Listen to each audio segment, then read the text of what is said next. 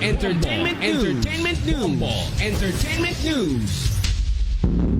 Ito namang Pinoy photographer sa Dubai kinilala matapos magwagi laban sa mahigit 2,000 worldwide entries sa isang international photography competition.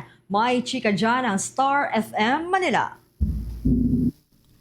Hindi akalain ng Dubai-based Pinoy photographer at professor na si Jed Bakason na siya'y mapipili at mapaparangalan bilang isa sa top 10 photographers mula sa 2,000 entries sa buong mundo sa isang international photography competition. Ang kanyang award-winning project ay nagbigay-pugay sa sakripisyo ng mga OFW moms para sa kanilang mga anak gamit ang black and white Polaroid film upang ipakita ang kwento ng pagmamahal at pagtitiis. Bagamat film analog ang linya niya, ay hindi ito naging hadlang upang maipabatid ang mga sulat sa kanyang serye ng mga litratong pinamagatang Love Mom, na siyang nagbibigay-pugay sa sakripisyo ng mga inang nagtatrabaho sa ibang bansa. Sa exclusive interview ng Star FM Manila sa photographer, ibinahagi ng 41-year-old photographer kung bakit ito ang napili niyang tema sa kanyang mga obra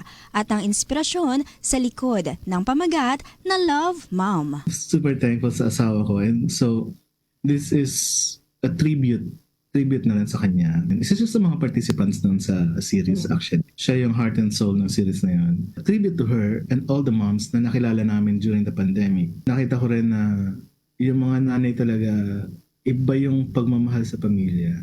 So ramdam ko yan. Pati yung, kahit yung nanay ko, it's a tribute to her also. Love Mom. Sa lahat ng letters, andun yung sa babay, nagmamahal, nanay, or love, mom. Parang, that's it. Those two words, it captures the whole spirit of the project. Love, Mom. And then yun din yung palaging sinasabi nila sa huli.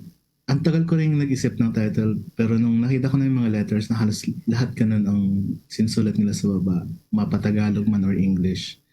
I said, that's it. That's the title. Huwag kakalimutan mag-pray. Ang daming nangyari sa buhay namin, and yung Diyos lang talaga yung sandala namin sa lahat. Nabuksan ang maraming oportunidad para kay Bakason sa pagkapanalo sa Polaroid Magnum Contest at plano rin ng photographer na maiabot ang mga sulat at litrato sa mga karapat-dapat na makatanggap nito. Mula sa Star FM Manila, naglat Star DJ Ivana Darna para sa #1 and most trusted radio network in the country, Bombo Radio Philippines. Basta Radyo, Bombo!